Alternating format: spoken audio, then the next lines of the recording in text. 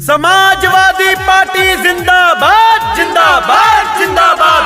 स्वर्गीय घनश्याम शुक्ला जी अमर रहे अमर रहे अमर रहे। नंदिता शुक्ला जी जिंदाबाद जिंदाबाद जिंदाबाद। राहुल शुक्ला भैया जिंदाबाद जिंदाबाद जिंदाबाद। महनौन की जनता जिंदाबाद जिंदाबाद जिंदाबाद। विधानसभा महनौन 295 से चल पड़ा है विकास की ओर, विकास की गंगा बहाने। आपका बेटा, आपका चहेता, आपका दुलरुआ राहुल शुक्ला भैया पुत्र स्वर्गीय घनश्याम शुक्ला जी, मेरे भाइयों और बहनों, समाजवादी पार्टी से महनौन में आपका बेटा, आपका सेवक उतर पड़ा है चुनावी रण में। इसलिए मेरे भाइयों, जनता जनार्दन ने ठाना है अब की महनौन से विधायक राहुल शुक्ला भैया को बनाना है, नंदिता शुक्ला जी के हाथों को मजबूत बनाना है, स्वर्गीय घनश्याम शुक्ला जी के सपनों को साकार बनाना है, साइकिल की रफ्तार बढ़ाना है। आपका सेवक राहुल शुक्ला, विधानसभा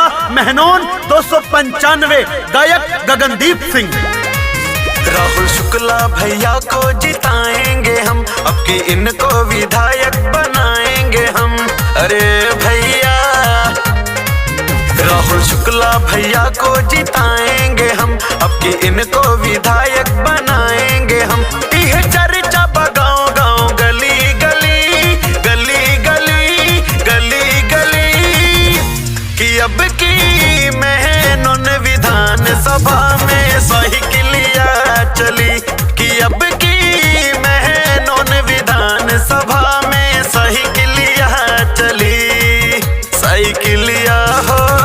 जनता जनार्दन ने अपना भरोसा नंदिता शुक्ला जी पर जताया और कई बार महनौन से विधायक बनाया। विधायक रहते हुए श्रीमती नंदिता शुक्ला जी ने क्षेत्र का विकास किया, पक्की सड़कें बनवाने का काम किया, घर घर के कोने कोने तक बिजली पहुंचाने का काम किया, गांव गांव तक शुद्ध पेयजल की व्यवस्था करवाई। माननीय अखिलेश यादव जी ने 100 नंबर चलवाया जिससे किसी को कोई दिक्कत ना हो। 108 एम्बुलेंस, 102 एम्बुलेंस अखिलेश यादव जी ने चलवाई। गरीबों की सेवा में समर्पित आपका बेटा, आपका सेवक राहुल शुक्ला जी। जन जन की है यही पुकार, राहुल शुक्ला भैया महनौन से अब की बार।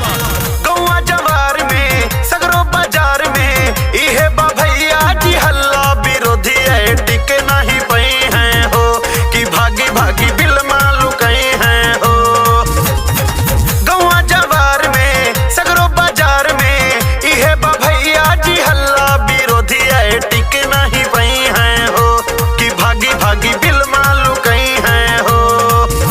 रहा हो होशियार, रहा हो तैयार, रहा हो होशियार, रहा हो तैयार। अखिलेश भैया के बलहर चली, लहर चली, लहर चली, कि अब की महनौन विधानसभा में साइकिलिया चली, कि अब की महनौन विधानसभा में साइकिलिया चली, साइकिलिया हो।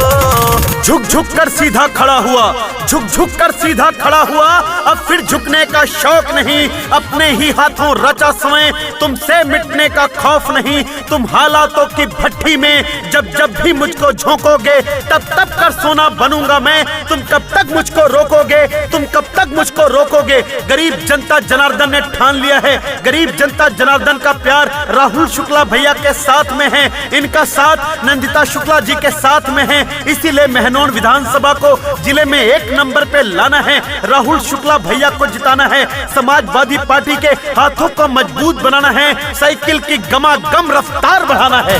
जनता ने ठाना है, सबने ये माना है, साइकिल के बटन दबाइबे राहुल शुक्ला का जिताइबे हो, केहू के ना लालच मायइबे हो। जनता ने ठाना है, सबने ये माना है, साइकिल के बटन दबाइबे राहुल भैया का जिताइबे हो, केहू के ना लालच मायइबे हो। चाहे दिन हो या रात सब इन्हीं के साथ, चाहे दिन हो या रात सब इन्हीं के साथ। राहुल भैया के आगे ना केहू के चली, केहू के चली, केहू के चली, कि अब की महनौन विधानसभा में साइकिलिया चली, कि अब की महनौन विधानसभा में साइकिल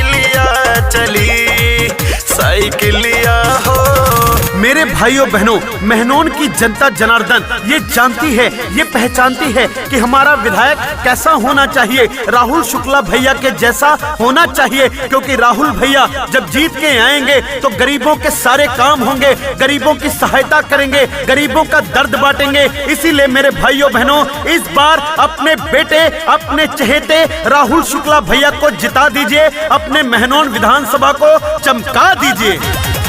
भैया दिलेर हैं, ये बब्बर शेर हैं, उतरे चुनावी रण में विरोधी सब हाका बाका हो, कि जाम भैले सब कहे चाका हो। राहुल दिलेर हैं, ये बब्बर शेर हैं, उतरे चुनावी रण में विरोधी भैले हाका बाका हो, कि जाम भैले सब कहे चाका हो। आई सपा सरकार, जनता के जय जयकार, आई सपा सरकार, जनता के जय जयकार। गगनवा के गाना भी डीजे पे चली, डीजे पे चली, डीजे पे चली, कि अब की मेहनोन विधान सभा में सही किलिया चली।